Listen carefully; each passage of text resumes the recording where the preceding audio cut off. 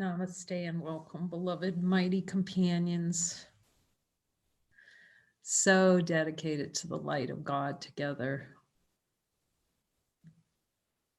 And just having a talk with Jesus about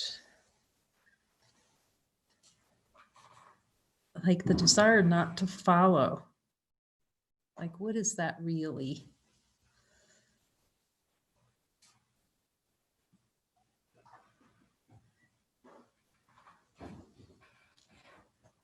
And it's very interesting that we're doing chapter 17, desire to experience pain tonight.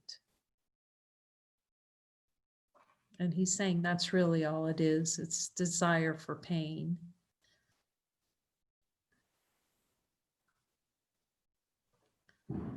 To not follow. It really is the desire to keep pain in play. And yeah, it's just reminding me how the ego just uses everything not to follow, not to listen. But it's really because we usually don't want to talk to him about something. And so we shut down and we won't do the, you know, he has something he wants to show us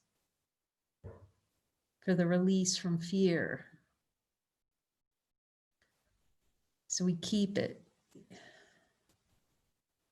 instead of just having a conversation with him about it.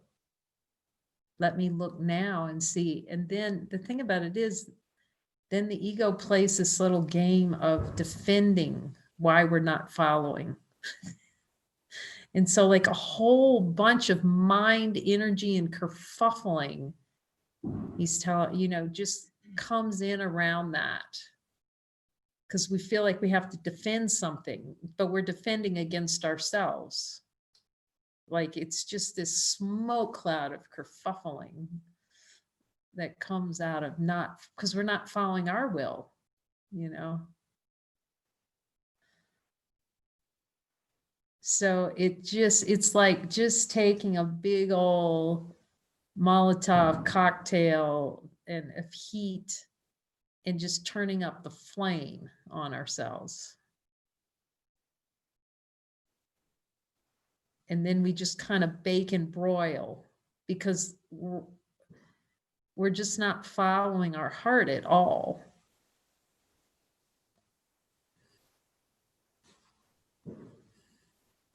Yeah, the egos are very damned if you do, damned if you don't kind of. That's why we have to follow him to come out of it. And really have him help us see ultimately what we're compromising.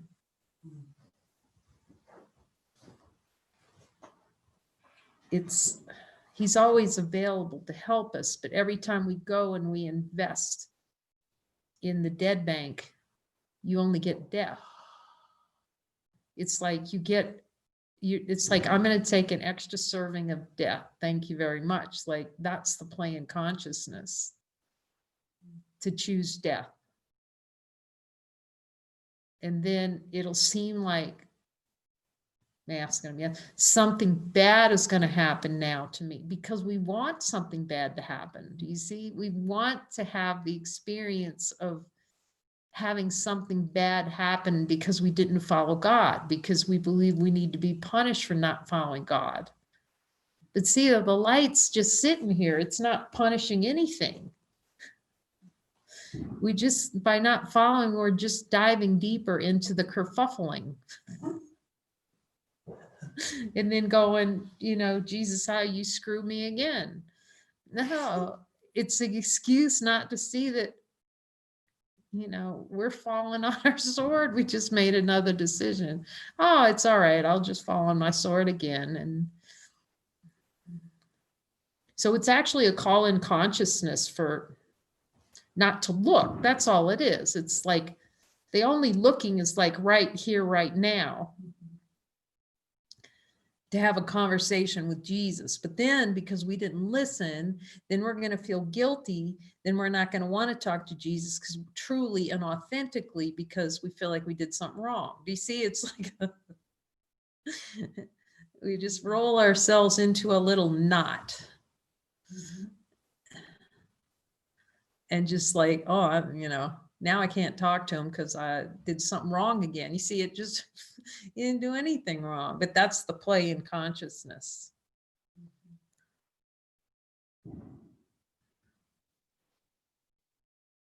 That's why we need him to tell us everything, because we don't even know when we're kerfuffling ourselves.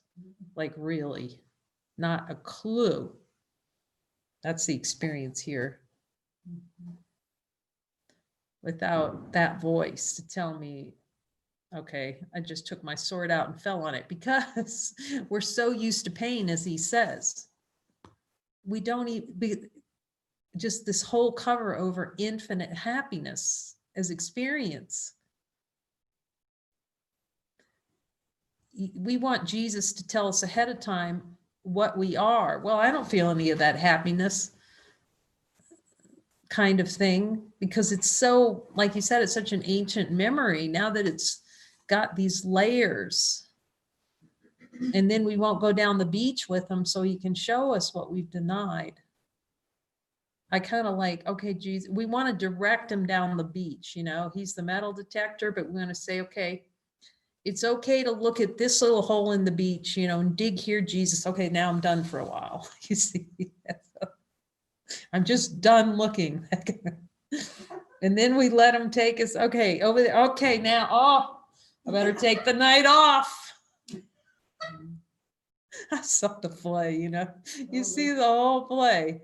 All right, it's 8:45. It'd be time to go watch YouTube, man. I couldn't deal with another Jesus moment. Until you see what you're saying no to, you see. All the love of the Father, like infinite happiness and joy. But until you see, the play, we have to see the play. And we really like it to hurt bad. So it's like, that's what not following the prop is, the desire to experience pain. See, he's trying to make it as painless as possible. And the ego will come up with every single excuse possible why I'm not going to follow the Holy Spirit. And and that's the other play. I will follow you at a future time. See, it just made the whole timeline. So then it'll build the scenario up in the mind and go, when it's convenient for me. That's just the whole play of wanted it our way. It's the play of death, the play of consciousness. I want it my way. I'm going to let you in for 15 minutes. What we're actually saying is, I'm going to allow light into my awareness for 15 minutes today. And once that's done, hell. That's all it is. You can ask Jesus, is that true? You can slip, if you can get in between that crack of 15 minutes today, you're in. And after that, no. We really don't see the no's. Really, that's just so cool. This going deep with him in the mind. To actually see that no. Like, and just feel it. I'm asking him, is that helpful? It's for me. I can't, it's inexpressible, because when he shows you like how much you want it more than God, like that, there's a lot of humility comes in with that. Like, you just know you have to have him finding that, because it's so beneath awareness. Like, you have to have him showing you like all that energy, like not to be holy, not to experience holiness. Like, this is like the little point on the iceberg. And then he builds that trust through these joining sessions so that you keep asking him, like it'll seem to release, because a couple of it's beautiful. I thank you all for your questions. And they said, but you know, some of the same things are coming up. The reason is, well, first of all, the way consciousness plays to to spread it out into all kinds of little things. That's why he had to write a book this thick. Because there's so many ways. It is the same thing. It's all denial of divinity, but it plays in a diversity of ways. And he needed to show us every one of them. That is, if the call of the heart is for union with the Father, choiceless awareness. I mean, we're already unified with the Father, so ceasing to deny supreme happiness. And it's helpful when he takes you down, because you'll see as you just stay with him, this experience here, it's all, oh, it's so much love. When he says, hold it in the desire. See, we won't hold in this desire with him. We want to go off, as I've said, I want to think of something I have to do right now that's anything other than look with Jesus. And just really let the desire come fully into awareness and burn in the light of truth. So because you can't see happiness until you see how much unhappiness you want to kill it. Like with every bit of, I'm asking if this is helpful to say, with every bit of energy, it seems like, wanting to kill that, you know, scourge it. Just scourge happiness. And how much that, like, and when he shows it to you, it's like, it's very humbling, but it's very wonderful because you can admit it and just go, oh my gosh, you're so right. You're so right. Oh, can I have a miracle? And he'll say, no, just hold with the desire to let that come up out of the subconscious mind. You won't feel guilty because you're working directly with them, and you won't ever be afraid because you trust them, and you just, okay, show me. And it releases so much love. Infinite.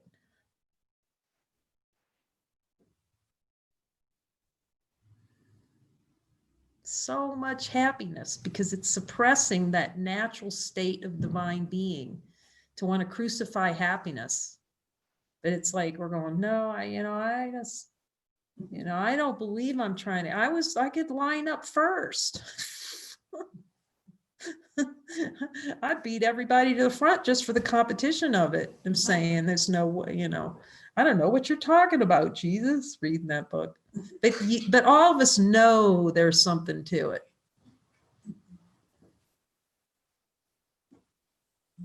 But every time it comes up, like we had a joining today, and what's the message for Jesus is having for all the beings? Trust. But again, trust always points to infinite, points back to ourselves as divine being. Trust yourself that you have the infinite power of God being made by him. And it gets so direct, releasing, but it does take focus, because we don't want to, we want to focus on, everything except. But he'll help you. The more you ask, that's experience here. The more I ask him, boy.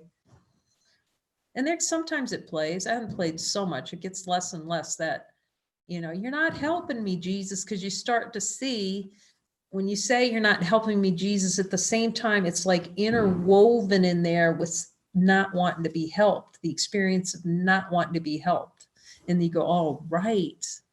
That's a desired experience, to feel like I'm not being helped.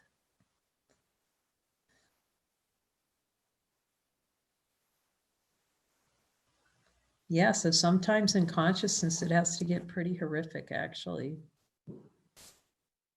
Pretty horrific. That's why you notice a lot of beings, they have some kind of really horrific thing happen and it wakes them up. Because it had to get so excruciating. But Jesus is saying this need not be.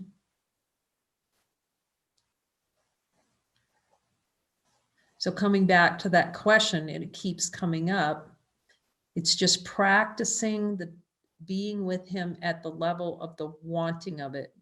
Instead of, I feel mad, we stay with the madness and in the insanity of it, and just the feeling of it, and all the story of it, and all the thoughts about it, and all the, he done me wrong. But if you go below it, say, okay, show me the desire for this. And another thing is consciousness doesn't want to let that desire energy release. It wants to, you know, okay, I've got to be done with this now. It wants to jump up. So if you feel like you want to run for the first time, instead of running, even though, you know, we said that assignment, he may give you that assignment, but just be with the wanting of running without actually running. Just be with that, the wanting of things, rather than actually following through on the wanting, and just see what happens. And ask for a miracle. Because in the past, we would just like be a little puppet, ego puppet, and just follow the wanting. And you'll see how many things, like you reach out. It's like we laughed about the poinsettia story. But that's such a good example where we had this little poinsettia, and then the way it expressed in consciousness is the desire to have it in a certain place. And we're going to move that poinsettia from here to here, but it's not personal. It's just the play of how consciousness abdicates freedom to an object. See, the object controls. I'm in control of moving this object. No, consciousness created the object to have the experience that it could pretend to control an object, when consciousness creating everything. And wanting the experience of moving it and then feeling mad because it got moved back.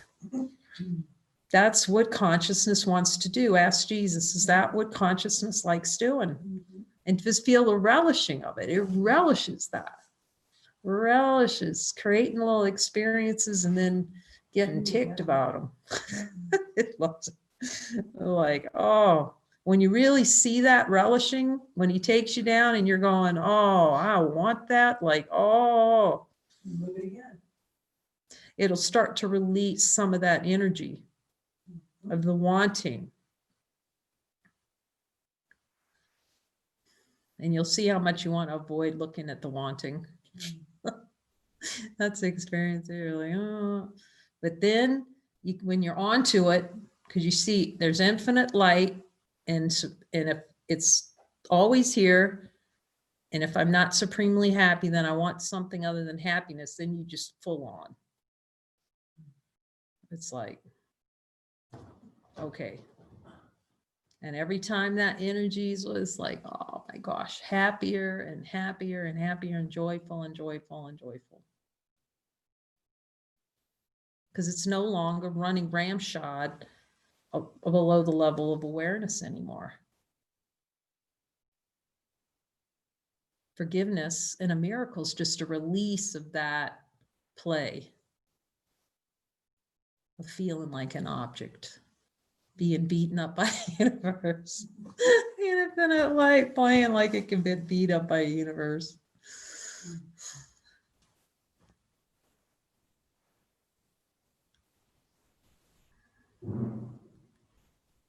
With nothing happening to it.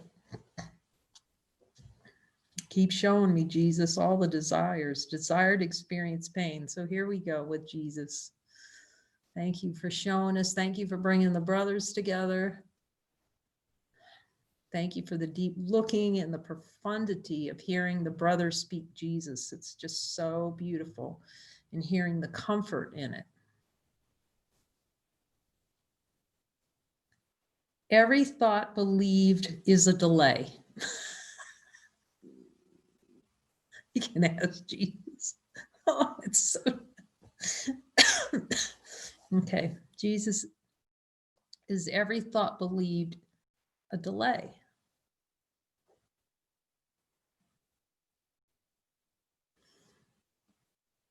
See that the light, infinite light of being, it doesn't have a belief in there. It's not a little storehouse for beliefs. Beliefs are an attempt to limit. I believe God's going to kill me. Okay, we'll start with that one. God's going to strike me dead. Now, if you walk down the street and then you would ask, okay, do you think God's going to strike you dead? Do you think God's going to strike? The face of innocence is going, I don't know what you're talking about, God striking me dead. If you look with Jesus, you can ask him, Jesus, is there a desire below my level of awareness to feel like God's going to strike me dead?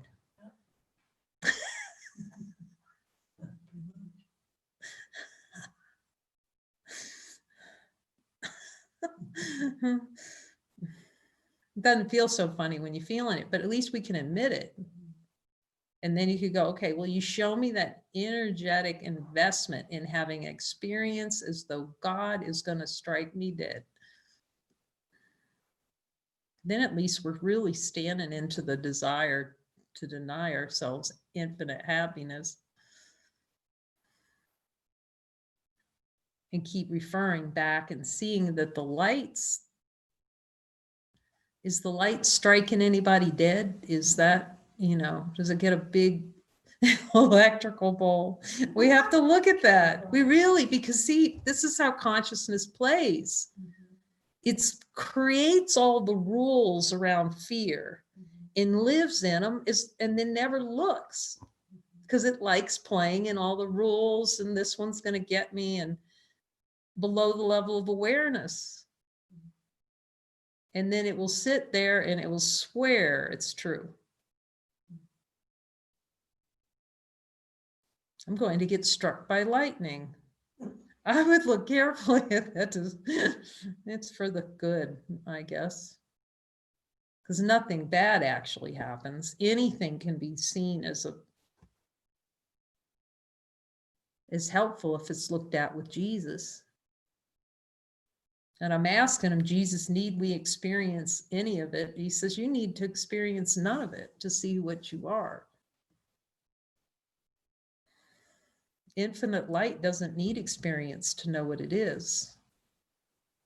That's the play in consciousness, wanting to have experience. It wants to try out getting in an airplane and flying. It wants that experience. It wants to get in a rocket ship and go to the moon. It wants to travel to new galaxies. Anything other than to explore infinite light of being.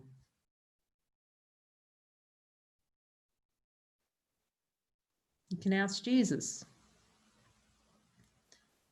Well, and those of us who have played around the consciousness block to try everything possible not to be it. I know I've talked about it. I've tried all kinds of careers and everything not to be a mystic. Anything other. Well, I didn't know if I thought about mysticism. I certainly wasn't thinking about God. And I could really say that in the play of consciousness, it was catechism and then looking up at, a man hanging on a cross. I didn't, that's the play of consciousness, not really to look and see what the meaning is of Christ and Jesus. And so that's how it plays. He had to knock pretty hard on the door.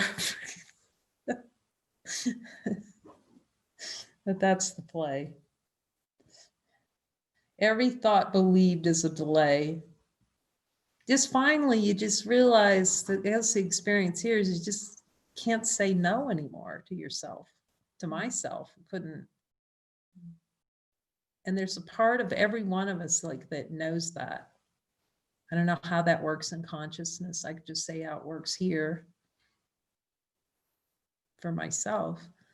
It's just realize there's nothing more important than the Father's love, infinite love. And knowing that the love of the Father, it's just, nothing has greater value. Like he says, it's what we value. When you delay looking, you delay the celebration that is always available to you. Yeah, you just get to the point. It's like, no more delay, Jesus, for supreme happiness. But like I said, you don't even know where they are until he shows you. That's the experience here, until you really start, you know. Because I don't know, I didn't, in the play of consciousness, there just wasn't, you don't see how desperately unhappy you are, really. Because there's so much busyness trying to staple everything together with glue, I guess. However that played, to try to make it work in the play of consciousness. Then you see, boy, there's just no happiness in that. You deprive yourself, your daily bread is given by the Father. Jesus, do I have a desire for an experience to deprive myself? Daily bread is given by the Father.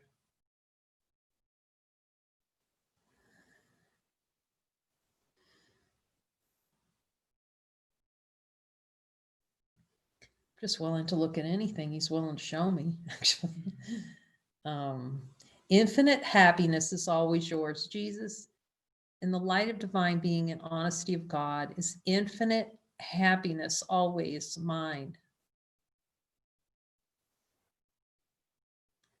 I guess the question is, Jesus, do I know what that is?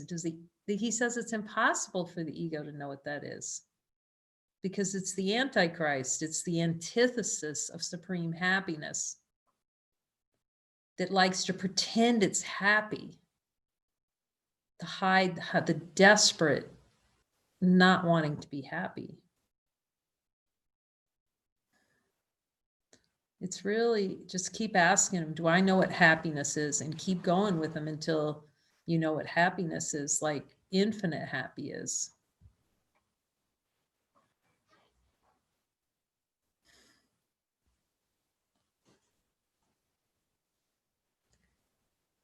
This you would delay in time when all is available to you in eternity. Jesus, do I have any desire to delay infinite happiness in time?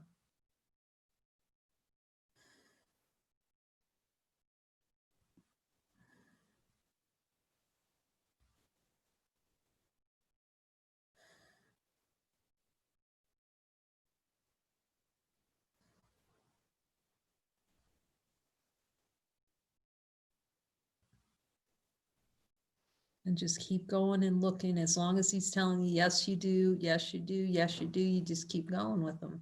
Okay, show me where, show me where. And he'll show you.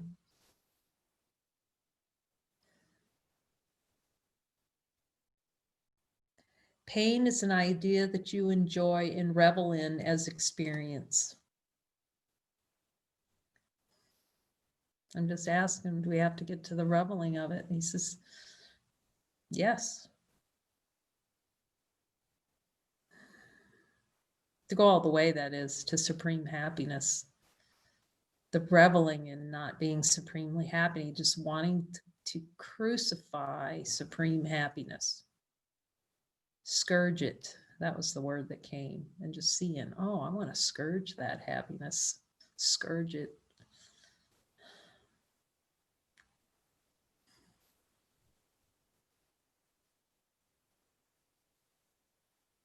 It's like, Jesus, do I not want happiness this much that I would not look this deeply to see it, how much I really, really, really don't want it? And you can ask him, see what's most helpful for you, as infinite love. What's most helpful, he'll tell you, because each being, but he's just saying, yes, till you see how much you do not want it.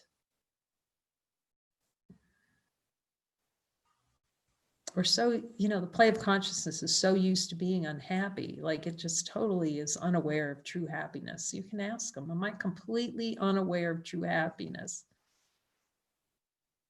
the resonance of divine beings celebrating exactly as it is.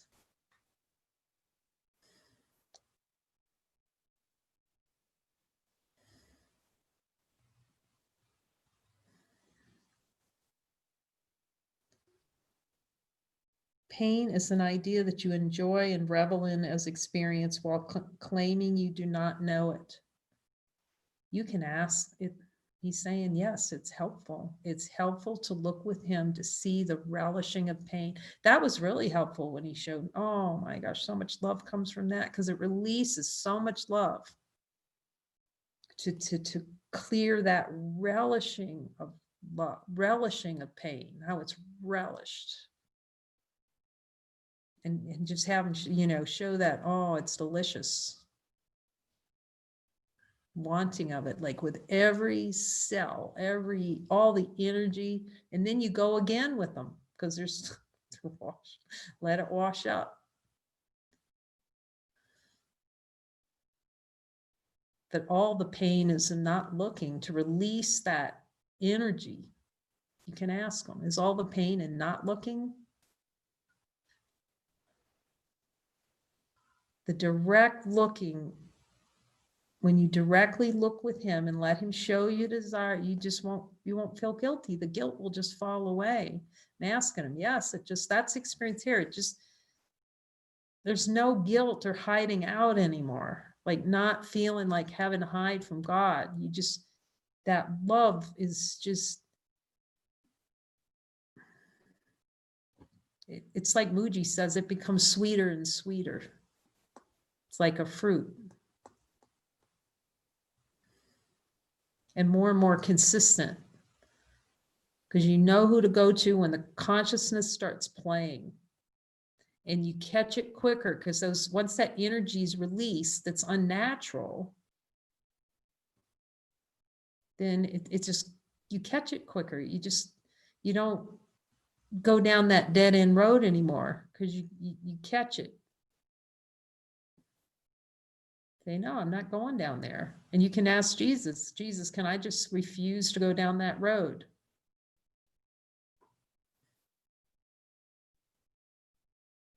That's the infinite power of being, to refuse to buy the ticket. Is someone, oh yeah, that was Kelly. That's so beautiful this morning. She's talking about, she's just watching how the mind was playing and she was not buying the ticket to it. Don't buy the ticket.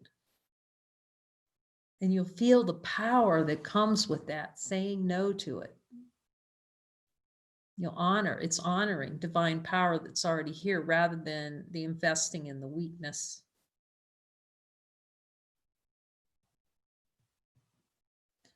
You enjoy and revel in as experience while claiming you do not know it. Okay, Jesus, am I just, you can ask them. You can ask them anything. It's so wonderful. That's love, to ask them everything, really. So we can ask them about pain. Jesus, okay, let's ask them again. Do I revel in pain? Do I really revel in it? And then you can say, okay, show me the reveling. Can you show, like really, so it can be released? And ask them, Jesus, is this a helpful means for me to see through this denial? It's the way that's given now. A direct means to be with him, to release the denial. I couldn't even know what those words meant when I typed them in that book.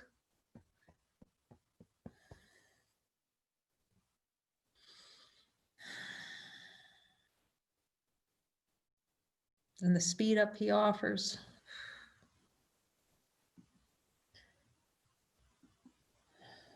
Pain is an idea that you enjoy and revel in as experience while claiming you do not know it.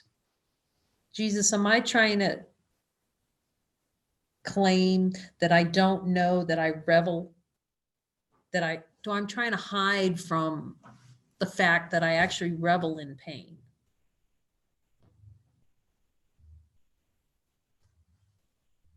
I'm willing to look directly at that.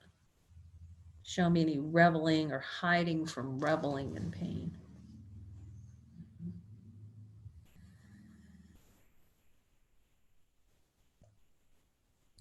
the wanting of it, so I can come into full awareness for forgiveness.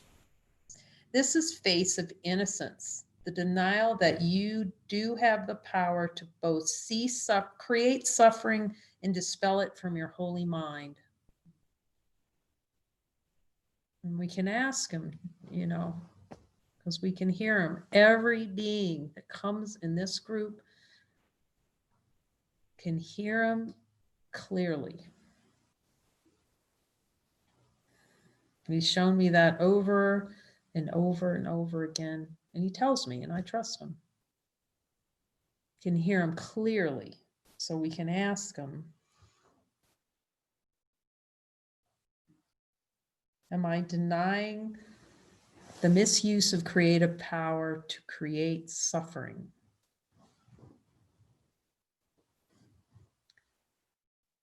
Until you fully accept that you are creating it, miscreating it, not to be guilty, but just to see that there's a power there. It's not a good use of power, but you start to realize, okay, if this world is manifest through thought, and Jesus is telling this is nothing compared to divine power. Ask him, Jesus, is this anything appearing in this world stand anywhere near divine power? Even a little smidgen? No. Even the tiniest, teeny, tiny, itty bitty part of divine power in this expression of this world? And here's the answer. No.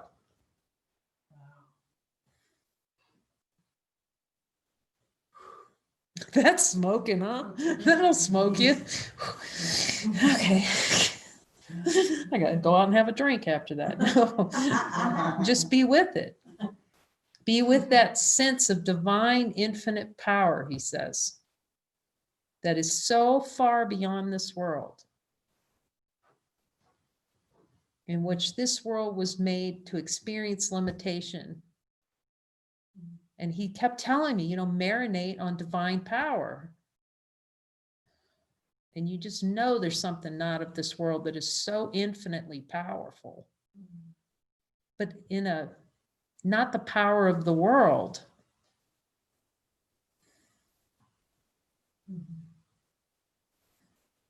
The power of supreme happiness, exactly as it is. Dominion over all that is, but not in the way the world thinks of dominion. The little world in its kingdom. The struggle to be king. I don't know why, you know, I could hear the prompt to watch this movie, Outlaw King, about a king of the Scots.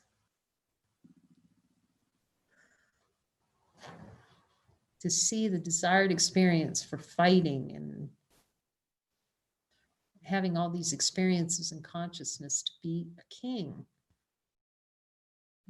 as though we aren't a king of the kingdom now, the benevolent kingdom.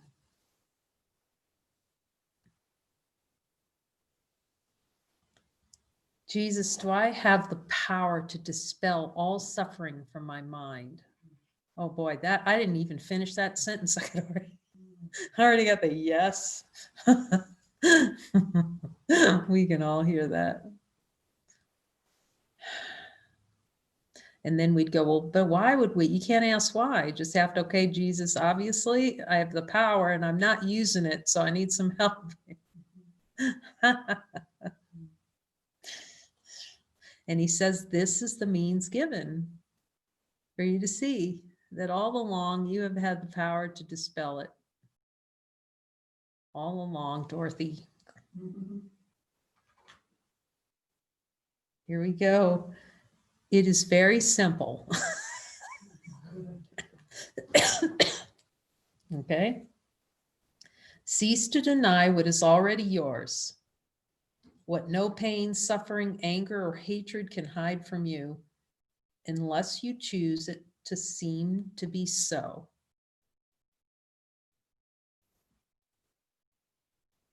So Jesus, the only way suffering can appear is if I desire it. Can it appear without my consent? It's very humbling. Can one twitch appear without my consent?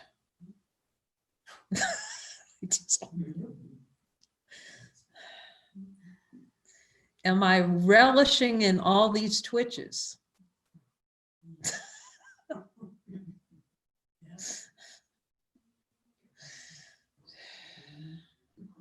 Will you help me out of this mess?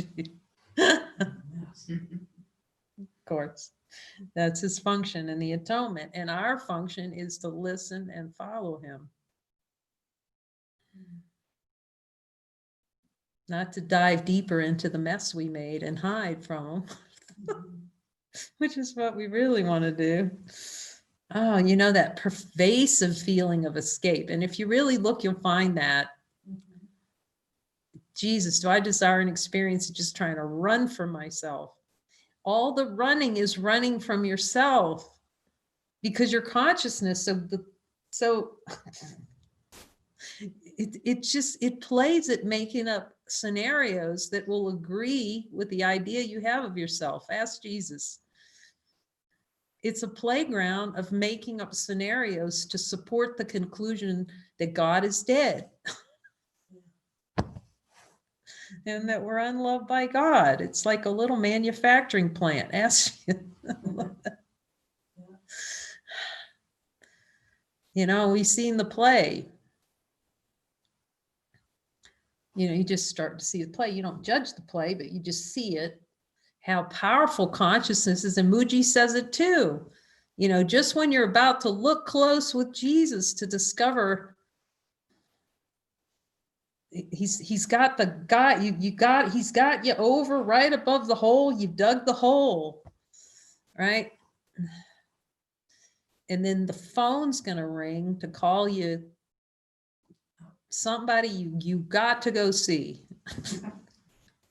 Right now, you really, to see how it's divine power to ask Jesus and say no to that, it'll be the best thing you ever did. Ego's going, oh, you're going to die. It's horrible. No, just ignore that. Just say, I'm not falling for that. You'll see how much power comes in. Divine power. Not to mention supreme happiness works its way in there. More and more happiness. It's like, for nothing, you're just sitting there. It's like, oh. Because we don't have to do anything to be happy. There's such an idea we have to do something. Cease to deny what is already yours, what no pain, suffering, anger, or hatred can hide from you, unless you choose it to seem to be so. There is neither future nor past unless you choose for it seem to be so in your experience. Okay, we'll do this future. Jesus, is there any desire for an experience of a future? Then you can work with them. See, that's all. It's just a yes, and admit it. That, you know, as soon as we start admitting these things, so many beings are reflecting this, just going, oh my gosh, that's it. I just admit it.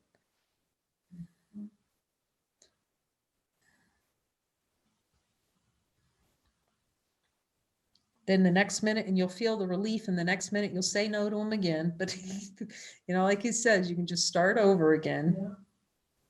Until it's the point where you just say, no, I'm not starting over. I'm going all the way. Like, nope. Or a past. Jesus, do I have a desire to experience a past?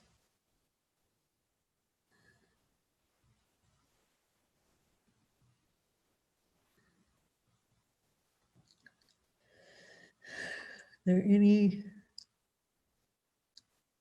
He says, this is how you scourge yourself quite a bit. Or the desire for experience of a past. He says, and the future. The scourging. you know, when you think of Jesus being scourged, oh, that's, you know, and the conscious, oh, that's terrible. No, he's just trying to tell us that's what we're doing every day. Every time we have one thought of a future or past, it's a scourging. You can ask him.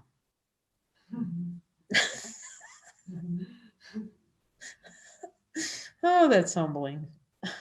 We need to be humble. I can see. Definitely needed to humbling.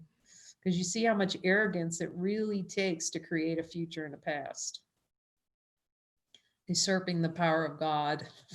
But then we can laugh. He's really saying, be light about it, really. It's not terrible. But don't hang out in death. You know, walk over to the Garden of Eden for a little bit. Walk with me. He says, just walk with me. So much love in it.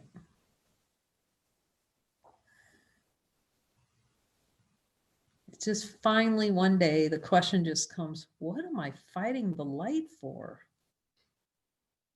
What am I scourging myself for? The light's here. The light's not doing anything to me. It's not going to do anything to me. It's benevolent. So this has to be a game of pretend, and I don't want to choose to pretend anymore. Ask Jesus, do we have that power? Yes. Do we have the power? It's always yours. You have the power of the Father with you. Ask him, do I have the Father, all the power of the Father with me? I mean, I didn't get shortchanged somewhere because we're so sure.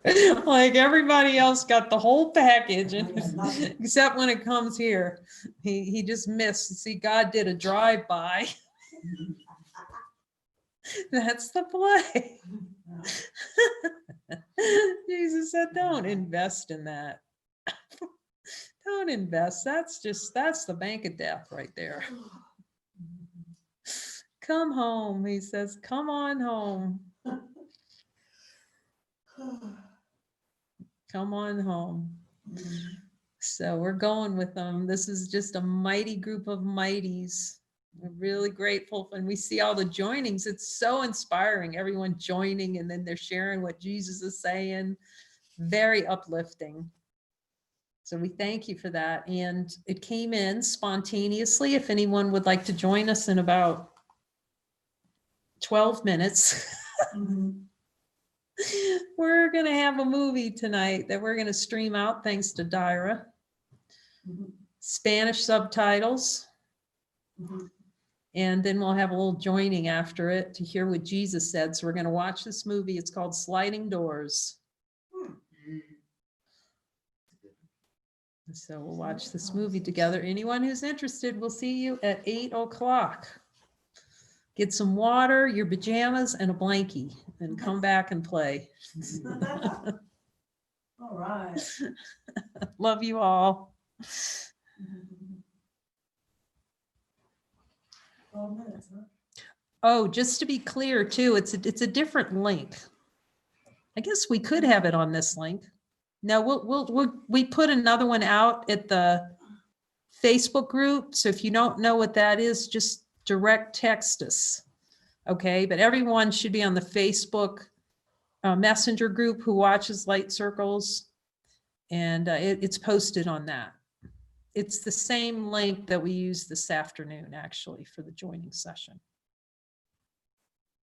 Bye all.